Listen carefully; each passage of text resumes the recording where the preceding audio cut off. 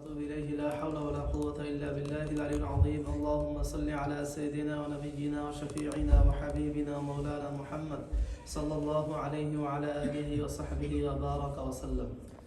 أما بعد فأعوذ بالله من الشيطان الرجيم. بسم الله الرحمن الرحيم. ما آتاكم الرسول فخذوه وما نهاكم عنه فانتهوا واتقوا الله إن الله شديد العقاب. صدق الله مولانا العظيم. اللهم صل على سيدنا ونبينا وشفيعنا وحبيبنا ومولانا محمد صلى الله عليه وعلى آله وصحبه وبارك وسلم. সকল প্রশংসা আল্লাহ পাক রব্বুল আলামিনের জন্য জ্ঞাপন করছি, যিনি আমাদেরকে, আপনাদেরকে, আমাদের সবাইকে আল্লাহ পাক রব্বুল আলামিন হযরত মুহাম্মদ রাসূলুল্লাহ সাল্লাল্লাহু আলাইহি সাল্লামের সিরাত মাহফিল, নবীজির জীবন বৃত্তান্তে আমাদেরকে বসার, নবীজির জীবনী শোনার এবং তা থেকে আমাদেরকে শিক্ষা গ্রহণ করার ও নবীজির আখলাক গঠন করার আল্লাহ পাক আমাদেরকে তৌফিক দান করেছেন। আমরা বলি আলহামদুলিল্লাহ। তা আমাদের ধারাবাহিক এই মাহফিল, সিরাত মাহফিল আলহামদুলিল্লাহ চলছিল। তো সেই ধারাবাহিকতায় আমরা হযরত নবী করিম সাল্লাল্লাহু আলাইহি সাল্লাম এর দুধমা হালিমাতুস সাদিয়া, তিনি নবীজিকে দুধ পান করে দিয়েছিলেন কোথায়? হালিমার কাছে, মক্কা থেকে অনেক দূরে। তিনি তায়েফের কাছাকাছি ওদিকে নিয়েছিলেন নবীজিকে দুধ পান করানোর জন্য। তো দুধ পান করানোর পর নবী করিম সাল্লাল্লাহু আলাইহি সাল্লাম প্রায় 2 বছর বয়সে উপনীত হন। তারপর আবার তাকে ফেরত নিয়ে আসেন মক্কায় আমিনার কাছে। আমিনা থেকে অনুমতি নিয়ে নবীজিকে আবার তিনি হালিমা সাদিয়া আবার ফিরিয়ে নিয়ে যান তার কাছে, এই বলে যে মুহাম্মদ সাল্লাল্লাহু আলাইহি ওয়াসাল্লাম খুব বরকতময় সন্তান, তার খুবই বরকত রয়েছে, আমরা তার অনেক বরকত আমরা উপভোগ করেছি, অনেক বরকত পেয়েছি তার মাধ্যমে। না, এগুলো আমরা কি বরকত আমরা এগুলো বলেছিলাম। তো আজকে ইনশাআল্লাহ আমরা আলোচনা করব নবীজির বুক ফাড়া, বুক সিনা চাক যেটাকে বলে, নবীজি যে বুক ফেড়েছিলেন এটার আলোচনা আজকে আমরা করব ইনশাআল্লাহ। তো হযরত নবী করিম সাল্লাল্লাহু আলাইহি সাল্লাম তখনও সেই সাদ গোত্রে ছিলেন, বনু সাদ, হালিমাতুস সাদিয়া বলা হয় ওই যে সাদ গোত্র থেকে।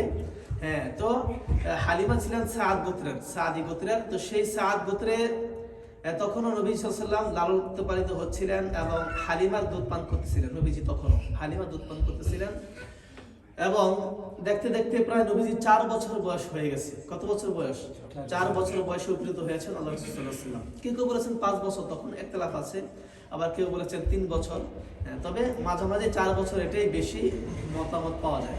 তো যাই হোক, নবী করিম সাল্লাল্লাহু আলাইহি ওয়াসাল্লাম তখন 4 বয়সে উপনীত হয়েছেন, তার বয়স তখন 4। এমন সময় একদিন আল্লাহ রাসূল সাল্লাল্লাহু আলাইহি ওয়াসাল্লাম কোথায় গেলেন? আল্লাহ রাসূল মাঠে গেলেন এই ছাগল চড়াতে, বকরি তিনি চড়ানোর জন্য। তার ভাই, দুধ ভাই হালিমা সাদিয়াতুর ছেলেও সাথে ছিল এবং পাড়া প্রতিবেশী ছেলেরাও সাথে ছিল। এই ছোট ছোট বাচ্চাদের সাথে তিনি কোথায় গেলেন? সেই মরুভূমিতে গেলেন ছাগল চড়ানোর জন্য, নবীজি গেলেন। তো তাদের সাথে যাওয়ার পর বাচ্চারা খেলাধুলা করতেছিল, ছাগল চড়াচ্ছিল, নবীজি সেখানে ছিলেন। তো এক পর্যায়ে নবীজি দেখতেছেন যে 2টা সাদা শকুনের মতো, 2টা সাদা শকুনের মতো নবীজির কাছে ধেয়ে আসতেছে, নবীজির দিকে আসতেছেন ধেয়ে। তো আসার পর ওই 2টা সাদা শকুনের মতো তারা নবীজিকে ধরে শোয়া দিল, মাটিতে শোয়া দিলেন। তারা দুজনে শোয়া দেওয়ার পর নবী একজন আরেকজনকে বলতেছে যে এই কি সেই বালক যার কাছে আমাদেরকে পাঠানো হয়েছে? তখন আরেকটা বলতেছে যে হ্যাঁ, এই সেই বালক যার কাছে আল্লাহ পাক আমাদেরকে পাঠিয়েছেন। আচ্ছা, তখন শয়তানের ওয়াসওয়াসা বের করার জন্য, আচ্ছা, তখন তারা আর কোনো কথা না বলে তারা সিনা অপারেশন শুরু করলো, সিনা চাক শুরু করলো এবং তারা বুকটা ফেরে ফেললো, সিনা ফেরে ফেললো। তারা একটা বড় ভর্তি পাত্র নিয়ে আসছিল, দস্তরি নিয়ে আসছিল, তারা সেটা কাছে রাখলো এবং সিনা চাক করার পর, বুকটা ফাড়ার পর বুকের থেকে হৃৎপিণ্ড কি? হার্ট না, হৃৎপিণ্ড বাংলা, ইংলিশ হার্ট। আচ্ছা, এই হার্ট তারা বের করলো, যেটাকে কল্ব বলা হয় বা দিল বলা হয়, হৃৎপিণ্ড। এটা বের করার পর সেই হৃৎপিণ্ডটাকে আবার ফাড়ছে, হৃৎপিণ্ডকে অপারেশন করার পর, সার্জারি করার পর সেখান থেকে 2টো কালো রঙের, পিত্ত রঙের আর কি 2টা জিনিস সেখান থেকে বের করছে, রক্তপিণ্ড। রক্তের মতো দুইটা দলা আর কি, এরকম কালো দুইটা রক্তপিণ্ড সেখান থেকে বের করলো। কেউ বলছে একটা, কেউ বলছে দুইটা, যাই হোক দুইটা রক্তপিণ্ড সেখান থেকে বের করার পর ওটা ফেলে দিয়েছে। ফেলে দেওয়ার পর একটা বলতেছে যে এই আমি শয়তানের যে কুমন্ত্রণা, শয়তানের যে ওয়াসওয়াসা, শয়তান যেখানে বসবাস করে, এটা ফেলে দিলাম, এই ছেলের কাছ থেকে বের করে দিলাম। বের করার পর ওই যে বরফ ভর্তি তস্তরি নিয়ে আসছিল, সেই বরফ দিয়ে আবার নবীজির বুকটাকে একেবারে কি করলো, মিলাই দিল। হ্যাঁ, একদম আবার সিলাই করে দিল আর কি, যে সিলাইটা একদম দেখা যায় না, মানে আগের মতো একদম সেম আগের মতো হয়ে গেছে। বরফ দিয়ে ডলা দিছে এবং আগের মতো হয়ে গেছে। এখানে যে অপারেশন করছে কাছে কিছু বোঝা যায় না, মনে হয় কিছুই হয় নাই এরকম। তবে এর মাঝখানে একটা কথা হলো, সেই হৃৎপিণ্ডটা আবার ওই রক্তপিণ্ড বের করার পর ওটাকে আবার জমজমের পানি দিয়ে ধৌত করছে। কোন পানি দিয়া? জমজম কূপ থেকে পানি এনেছিল তারা, জমজমের কূপের পানি দিয়ে ওই হৃৎপিণ্ডটাকে ধৌত করছিল। ধৌত করার পর তারপর আবার এটা ভিতরে আগের মতো ভরে আবার সিঁড়ি করে দিছে আর কি এটা। তাহলে তো বাচ্চা সেখানে আবার ঠিকঠাক মতো ওখানে বসে রয়েছে। তারা দুজন চলে গেছে, তারা নাই এখানে।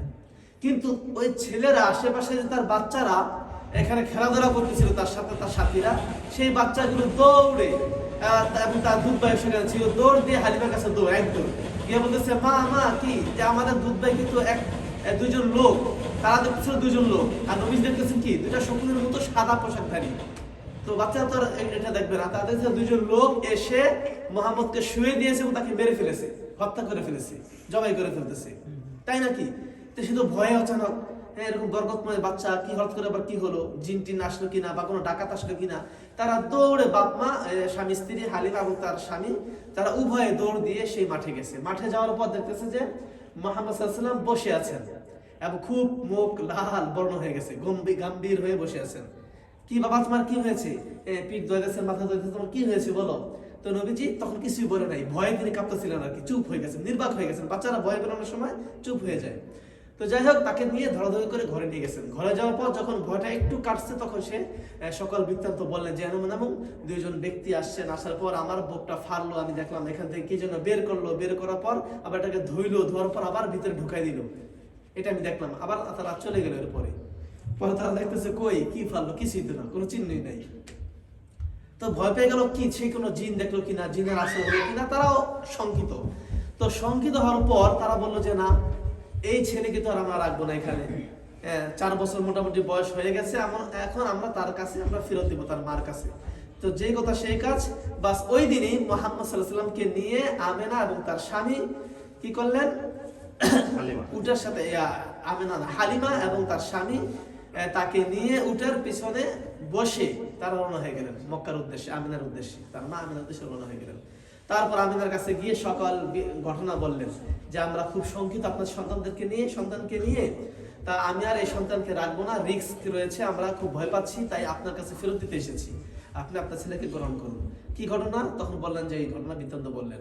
আমিনা শুনে মোটেই টেনশন নেই, আমিনার কোনো টেনশন নেই, আমিনা কোনো ভয় পাচ্ছে না, আমিনা কোনো বিচলিত হচ্ছে না, স্বাভাবিক। বলে যে এটা আমি স্বাভাবিক মনে করি, আমার ছেলের সাথে এটা ঘটতেই পারে এবং এটা খারাপ কিছু ঘটেনি আমার মনে হয়, কারণ আমি স্বপ্নে বহুত কিছু দেখেছি।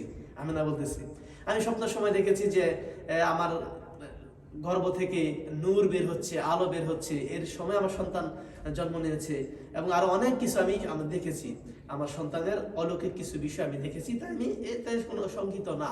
আমার ছেলে অবশ্যই কোনো এরকম দেখা যায় বড় ধরনের কোনো কিছু আমার ছেলে হবে, আল্লাহ পাক বানাবেন, এটা তারা আমিনা বললেন।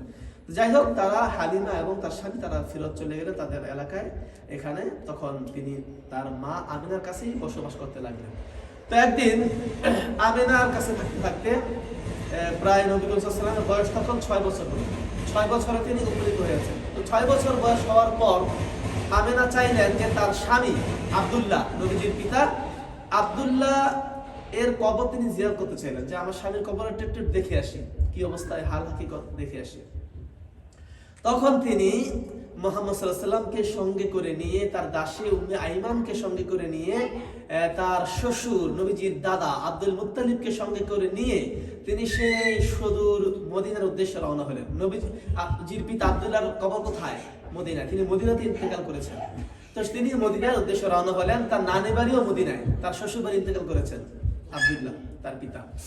তো যাই হোক, তার নানি বাড়ির উদ্দেশ্যে মদিনার উদ্দেশ্যে রওনা হলেন। সেই 500 কিলোমিটার প্রায় প্রায় 4 থেকে 450-500 এরকম বলেন যে কিলোমিটার দূরে তারা সেখানে রওনা হওয়ার পর তারা প্রায় ওখানে গিয়ে পৌঁছেছেন। 500 কিলোমিটার দূরে গিয়ে মদিনায় পৌঁছলেন। পৌঁছার পর সেখানে 1 মাস অবস্থান করেছেন, সেখানে থেকেছেন। নানি বাড়ি আমেনা, তার বাপের বাড়ি, 1 মাস তিনি বসবাস করলেন, বেড়াইলেন। বেড়ানোর পর 1 মাস বেড়ানোর পর তিনি চিন্তা করলেন এখন আমরা আবার মদিনায় মক্কায় আমরা ফিরে যাব। তো যাই হোক, তারা আবার ফিরলেন মক্কার উদ্দেশ্যে, তারা রওনা হলেন। রওনা হওয়ার পর মক্কা এবং মদিনার মাঝামাঝি স্থান, মক্কা এবং মদিনার মাঝামাঝি স্থানে আবওয়া নামক স্থান, কি নাম? আবওয়া নামক স্থানে যখন পৌঁছলেন তখন আমিনার শরীরটা একটু খারাপ লাগছিল। আমিনার শরীরটা খারাপ হয়ে গেল। তো খারাপ হওয়ার পর তিনি সেখানে একটু বিশ্রাম নিতে লাগলেন, যে আমি একটু বিশ্রাম করবো, এখানে আমার খুব খারাপ লাগতেছে। তো তার খারাপ লাগাটা বাড়তেছিল, আস্তে আস্তে সে আরো ঘোরতর অসুস্থ হয়ে পড়তে লাগলো। এবং সে অসুস্থ হয়ে গেল, এমন অসুস্থ হয়ে গেল যে এক পর্যায়ে সেখানে তিনি ইন্তেকাল করলেন, সে মারা গেলেন, আবওয়া নামক স্থানে মারা গেলেন। তো এবং তখন কি করবে? তো ওখানেই তার কবর দাফন করা হলো। আব্দুল মুত্তালিব তিনি ওখানেই তার কবর দিলেন, আবওয়া নামক স্থানে আমিনার কবর রয়েছে। তো কবর দেওয়ার পর আব্দুল মুত্তালিব খুব মনক্ষুণ্ণ হয়ে এবং মুহাম্মদ সাল্লাল্লাহু আলাইহি ওয়াসাল্লাম খুবই বিষণ্ণ মন নিয়ে সেখান থেকে তারা মক্কায় প্রত্যাবর্তন করলেন। তো মক্কায় আসার পর আব্দুল মুত্তালিব নাতি মুহাম্মদকে আর তিনি হাতছাড়া করতেছেন না, কখনো একা একই তাকে ছাড়েন না, সবসময় তাকে কাছে কাছে রাখেন। কেন? এক তো মুহাম্মদ তার পিতা হারাইছেন, এতিম, বাপ নাই না, আবার ছোট সন্তান আব্দুল্লাহ, ছোট সন্তানের প্রতি বাবার ভালোবাসা বেশি থাকে। তো ছোট ছেলেটা মৃত্যুবরণ করেছে না অল্প বয়সেই, তারপর আবার এখানে তার মাও ইন্তেকাল করলো, ছেলেটার মাও নেই, বাপ নেই, এতিম হয়ে গেলেন। এবং পাশাপাশি এরপরে দেখা যায় মুহাম্মদের কিছু অলৌকিক ঘটনাও তার জানা ছিল, অনেক অলৌকিক ঘটনা তিনি দেখছেন। কে? Abdul Muttalib. এই জন্য আব্দুল মুত্তালিব তাকে খুব ভালোবাসতেন, খুব কাছে কাছে রাখতেন এবং তাকে খুব সম্মান করতেন, বড়দের মধ্যে সম্মান করতেন মুহাম্মদ সাল্লাল্লাহু আলাইহি ওয়াসাল্লামকে আব্দুল মুত্তালিব। তো যাই হোক, তো সম্মান করার পর এক পর্যায়ে দেখা যায় আব্দুল মুত্তালিব তখন মাতবর ছিলেন, মক্কার মাতব্বর ছিলেন তিনি। সবাই তাকে মানতো, আব্দুল মুত্তালিবকে সবাই তাকে মানতো, তাকে সবাই সম্মান করত। মানার পর একদিন আব্দুল মুত্তালিব কোন একটা মিটিং ডাকবেন, একটা আলোচনা করবেন। কোথায়? মক্কার কাছাকাছি, অর্থাৎ কাবার কাছাকাছি, আল্লাহর ঘর আছে না বাইতুল্লাহ, কাবা ঘর বাইতুল্লাহর কাছাকাছি বসে তিনি প্রায় সময় ওখানে মিটিং করেন, লোকদেরকে নিয়ে মজলিসে বসেন। তো তার জন্য সিট সুন্দর উঁচা একটু সিট বিছানো হয়, সম্মানের সিট। তিনি ওখানকার নেতা, সম্মানের সিট বিছানো, সবাই তাকে মানে সম্মান করে। তো তার ছেলেরা আব্বাস, আবু লাহাব, তারপর কি তারা হামজা, তারা তার জন্য খুব সম্মানের সিট তারা রেখেছে, আসন। তো তিনি সেখানে সবাই এই সিটের চতুর্পাশে বসেছিল। যখন আব্দুল মুত্তালিব ওখানে গিয়ে বসলেন কাবার কাছাকাছি, সবাই সিটের থেকে সরে বসলো এবং আব্দুল মুত্তালিব তার আসন গ্রহণ করলেন। একটু পরে তার সিটে তিনি বসা অবস্থায় কেউ তার সিটে বসেন না, কিন্তু নবীজি একটু পরে গেলেন মুহাম্মদ সাল্লাল্লাহু আলাইহি ওয়াসাল্লাম। যাওয়ার পর তখন তিনি কত বছর বয়স? 7 বছরের ছিলেন। যাওয়ার পর সেই মুহাম্মদ সাল্লাল্লাহু আলাইহি ওয়াসাল্লাম দাদার সাথে একটু ছিটে কিনারে বসছেন। তো চাচারা তাকে নামাই দিতে চাইলেন, বললেন যে নামো, এখানে তুমি বসবে না, এখানে বাচ্চারা বসে না, এখানে কে? এই যে দাদা বসছেন, দাদা বসবে, এখানে বাচ্চাদের বসার জন্য নয়। কিন্তু আব্দুল মুত্তালিব বললেন যে না, তুমি মুহাম্মদকে নামাইও না, তোমরা ভাতিজা আমার নাতিকে নামাইও না, ওকে এখানে বসতে দাও, ও আমার কাছেই থাকবে। কারণ তোমরা জানো ছেলেটা কি নেই, মা নেই, বাপ নেই। আবার এছাড়া ছেলেটা খুব ভদ্র এবং খুবই মর্যাদাপূর্ণ। তোমরা সকলেই জানো তার সম্মান সম্বন্ধে, তার মর্যাদা সম্বন্ধে সবাই জানতো যে মুহাম্মদ একটা ভদ্র ছেলে, ভালো ছেলে এবং বরকতপূর্ণ ছেলে, এরা সবাই জানতো। তো এই জন্য আমি আমার কাছে বসাবো, দাও মুহাম্মদকে, আসো মুহাম্মদ আসো। তখন কি করলো? নাতিকে একদম কাছে নিয়ে বসে আসনের কাছে মাঝখানে। এভাবে আব্দুল মুত্তালিব নাতি মুহাম্মদ সাল্লাল্লাহু আলাইহি ওয়াসাল্লামকে খুব সম্মান করতেন, খুব ইজ্জত দিতেন, তাকে খুব ভালোবাসতেন, খুবই তাকে কাছাকাছি রাখতেন। কিন্তু এক পর্যায়ে আব্দুল মুত্তালিব ইন্তেকাল করলেন। যখন নবীজির বয়স কত হলো? নবীজির বয়স যখন 8 বছর হলো। কত বছর? 8 বছরে উপনীত হলো নবী সাল্লাল্লাহু আলাইহি ওয়াসাল্লাম, তখন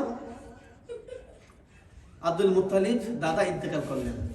ইন্তেকাল করার পর ইন্তেকালের কিছু পূর্ব মুহূর্তে আবু তালেবকে ডাকলেন। আবু তালেবকে ডেকে বললেন যে এই যে আবু তালেব, এই যে মুহাম্মদ ভাতিজা তোমার, আমার নাতি, একে তুমি একটু দেখে রেখো, একে স্নেহ করো, মায়া করো। এখন প্রশ্ন হলো আবু তালেবকে কেন ডাকলেন? হামজা, আব্বাস ছিল, আবুল হাব ছিল, আর অনেক ছেলেদের ছিল, 10টা ছেলে।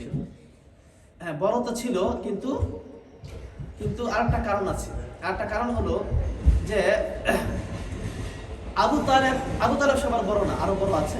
আবু তালেব 3 নম্বর না কত নম্বর? আবু তালেব আর আব্দুল্লাহ তারা এক মায়ের ছিলেন, অর্থাৎ আব্দুল মুত্তালিবের একাধিক স্ত্রী ছিল, কিন্তু আব্দুল্লাহ আর আবু তালেব ছিলেন একই ঘরের মায়ের, এক স্ত্রী, তাহলে আপন ভাই। তা আপন ভাই তো ভাতিজার প্রতি বেশি টান থাকবে, এটাই স্বাভাবিক, তাই না? সৎ ভাই থেকে, সৎ ভাতিজা থেকে। তো এই জন্য আবু তালেবের হাতে মুহাম্মদ সাল্লাল্লাহু আলাইহি ওয়াসাল্লামকে উঠায় দিলেন, তুলে দিলেন, বুঝেন নাই? তো এখন বলে গেলেন যে আবু তালেব, সে তো তোমার আপন ভাতিজা, তোমরা একই মায়ের গর্ভের, আব্দুল্লাহ তুমি, তাই তুমি মুহাম্মদকে দেখে রাখবা, অবশ্যই তার প্রতি খেয়াল রাখবা। তো দাদা বাপের ওসিয়ত ছেলের অবশ্যই একটু খেয়াল রাখে, যেহেতু আলাদাভাবে বলে গেছেন। তো যাই হোক, তিনি ইন্তেকাল করলেন। ইন্তেকালের পর তার তখন বয়স ছিল নবীজির 8 বছর বয়স, 8 বছর 2 মাস 10 দিন উল্লেখ করেছেন। তো 8 বছর 2 মাস 10 দিন এই বয়সে দাদা মারা গেলেন, এবং আবু তালেব চাচার তখন তিনি দেখাশোনায় তার দায়িত্বে এসে গেলেন নবীজি। তো যাই হোক, তার আরো মন ভেঙে গেল। হ্যাঁ, 8 বছর যখন হলো এই মুহাম্মদ সাল্লাল্লাহু আলাইহি ওয়াসাল্লাম, মনটা আরো ভেঙে গেল যে বাপ নেই, মা নেই, এখন দাদাও চলে গেলেন যিনি ছিলেন আমার দায়িত্বে, তার মনটা আরো ভেঙে গেল। তো যাই হোক, তো আবু তালেবও তার প্রতি দৃষ্টি রাখতে, তার প্রতি খেয়াল রাখতে কোনো কমতি রাখেননি। হ্যাঁ, আবু তালেব ঠিক দাদার মতোই তাকে ভালোবাসতেন, বরং তার যে ছেলেরা ছিল আলী আর অন্যান্য ছেলে, এদের থেকেও নবী সাল্লাল্লাহু আলাইহি ওয়াসাল্লামকে আবু তালেব বেশি খেয়াল রাখেন, বেশি ভালোবাসেন। তাছাড়াও যে কিছু ভালো ছেলে, মান্যবর ছেলে, মাশাআল্লাহ, খুব সেই ইজ্জতওয়ালা ছেলে কিছু দেখছেন, অলৌকিক ঘটনা দেখেছেন, এই জন্য তাকে খেয়াল রাখেন বেশি বেশি।